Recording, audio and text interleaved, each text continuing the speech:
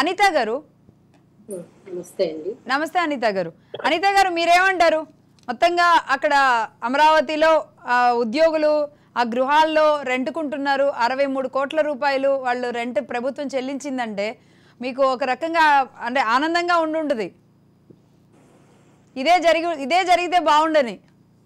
చాలా హాస్యాస్పదంగా ఉందండి. ప్రభుత్వం ఈ రకమైనటువంటి ఇది ఇవ్వటం అనేది మాకు అంటే దిగజారుడుతనంలో కూడా ఇలా ఉంటుందా, ఇలా కూడా చేస్తారా అన్నది మాకు చాలా డైజెస్ట్ కూడా అవ్వట్లేదు వింటుంటే.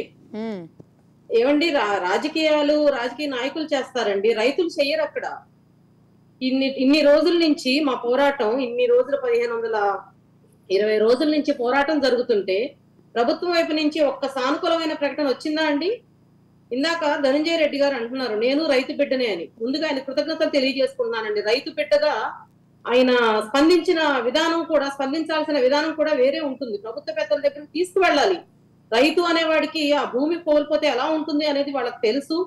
కేవలం అంటే ఇవాళ రోజున మహిళలకు మాకేమనిపిస్తుందంటే, అరే మన బిడ్డలు తినే కంచం లాగేసేసి మనమే చిందరవందరగా చేసేసామా, వాళ్ళ భవిష్యత్తుతో పాటు రాష్ట్ర భవిష్యత్తును కూడా మనం ఇచ్చేసామా. ఆ రోజున కనుక జగన్మోహన్ రెడ్డి గారు సభలో ఒప్పుకోకపోతే ఆలోచించే వాళ్ళం కదండి, మేము చేసేవాళ్ళం కదా. ఇవాళ కూడా కేంద్ర ప్రభుత్వం అని చెప్తున్నారండి ఆయన. కేంద్ర ప్రభుత్వం ఏదైనా మారుస్తుందేమో చేస్తుందేమో అని. మేము కేంద్ర ప్రభుత్వ పెద్దల్ని కలిసినప్పుడు కూడా అక్కడ చేసేటువంటి కార్యకలాపాలు ఏదైతే స్థలాలు కేటాయించారో అక్కడ వాళ్ళ నిర్మాణాలు చేపట్టండి, మీ సంస్థలు మొదలు పెట్టండి అని అడిగినప్పుడు కూడా ఆ పెద్దలందరూ కూడా మాకు ఒకటే చెప్పారు, అమ్మా అక్కడ ఉన్న ప్రభుత్వం మాకు సరైనటువంటి సదుపాయాలు కల్పించలేదు. వాటర్ ఫెసిలిటీ, ఎలక్ట్రిక్ ఫెసిలిటీ, రోడ్లు ఇస్తే మేము అక్కడ మొదలు పెట్టగలుగుతాము. మీ ప్రభుత్వం స్పందించే విధానం సరిగ్గా లేదు, ముందు అక్కడ అడగండి అని. కానీ మేము ఎక్కడికి వెళ్తాం, ఎక్కడ అడుగుతాం చెప్పండి, ఏం చేయాలి?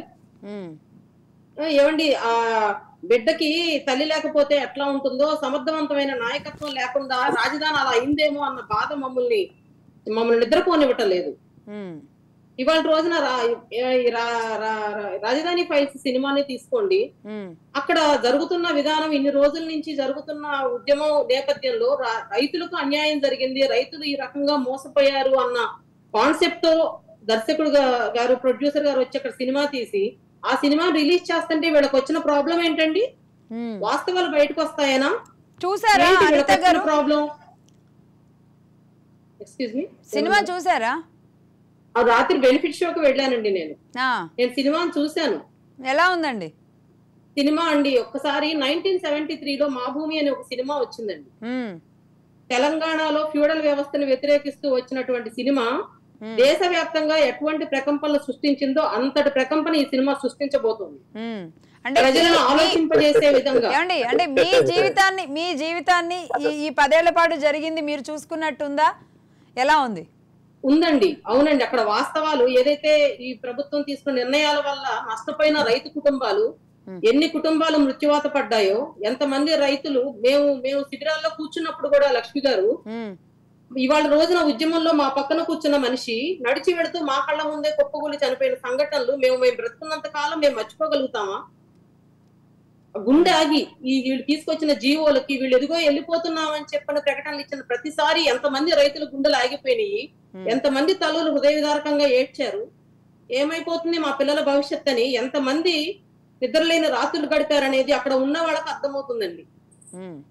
ఎప్పుడు మాకు ఇంకా ఎప్పుడు ఇది జరుగుతుందండి? వాస్తవ సంఘటనల ఆధారంగా ఏదైతే సమాజంలో జరుగుతూ ఉంటాయో వాటి నుంచి కవితలు పుడుతూ ఉంటాయి, నాటకాలు వస్తూ ఉంటాయి, సినిమాలు వస్తూ ఉంటాయి, పాటలు వస్తూ ఉంటాయి. అదే విధంగా వచ్చినవి తెలంగాణ ఉద్యమంలో వచ్చిన పాటలు కూడా అవన్నీ వస్తూ ఉంటాయండి. వాటిని సరిదిద్దుకోవాల్సినటువంటి ప్రభుత్వం సరిదిద్దుకోకుండా దాన్ని అణిచివేసే విధానంలో ఇవాళ రోజున సినిమా మీద కోర్టుకు వెళ్ళిందంటే ప్రభుత్వం సరైన విధానంలో ఆలోచిస్తుందని మేము అనుకోవచ్చా అని చెప్పని ఇక్కడ ఉన్నటువంటి నాయకులు నన్ను అడుగుతున్నాను ఇవాళ.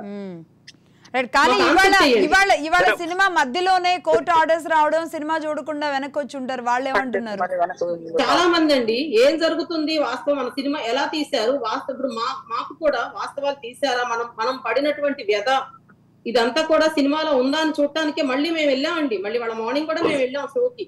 మిగతా వాళ్ళు వస్తారు జనాలు, వాళ్ళు ఏమనుకుంటున్నారు ఏంటి అనేది ఇంట్లో అలా స్టార్ట్ అయ్యి అట్లా ఆపగానే ప్రతి ఒక్కళ్ళు కూడా ఇది కూడానండి మాకు ప్లస్సే అవుతుందండి. ఎందుకంటే అరే వీళ్ళు చేసినటువంటి ఏదైతే విధానం ఉందో అక్కడ అవన్నీ బయటకు వస్తాయి, వాస్తవాలు బయటకు వస్తాయనే భయంతో ఉమ్, ఈ ప్రభుత్వం ఆపినట్టుంది అని చెప్పని సినిమా థియేటర్ లో నుంచి బయటకు వచ్చే ప్రతి ఒక్కళ్ళు మాట్లాడారు. ఉమ్, వీళ్ళు ఏదో చేశారు అక్కడ, అది బయటకు వస్తుందని భయమే కదా ఈ రకంగా వాళ్ళ మనుషుల చేతే కోర్టులో ఏపిచ్చి. ఎవరో వేరే ఎవరో వేయలేదండి. అవునవును వాళ్ళ వైసీపీ పార్టీ నాయకులు మనుషులు అని చెప్పి చేశారు. వేశారు కదా, ఏంటండి? వైసీపీ నాయకులే కదా దీని పిటిషన్. అవును, వాళ్లే వేశారండి. వాళ్లే వాళ్ళ కార్యకర్తల చేత, వాళ్ళ నాయకుల చేత వేపిస్తున్నారు కేసులు. ఉమ్, అది అది అది అర్థం కావట్లేదండి. రాష్ట్ర ప్రజలందరూ చూస్తున్నారండి, వాళ్ళందరికీ కూడా అర్థం అవుతుంది. వాళ్ళ ఈ సినిమాను ఆపారు అని అంటేనే ఎంత అంటే, అంతటి నాయకుడు రాజధాని సినిమాని మీద కాన్సన్ట్రేషన్ చేసి ఆపాడంటే అది ఆయనకి దెబ్బనే కదా. ఆయన చేసిన విధానం కరెక్ట్ కాదు అని ఆయనకి తెలిసే కదా ఆపింది, అవునా కాదా? ఉమ్.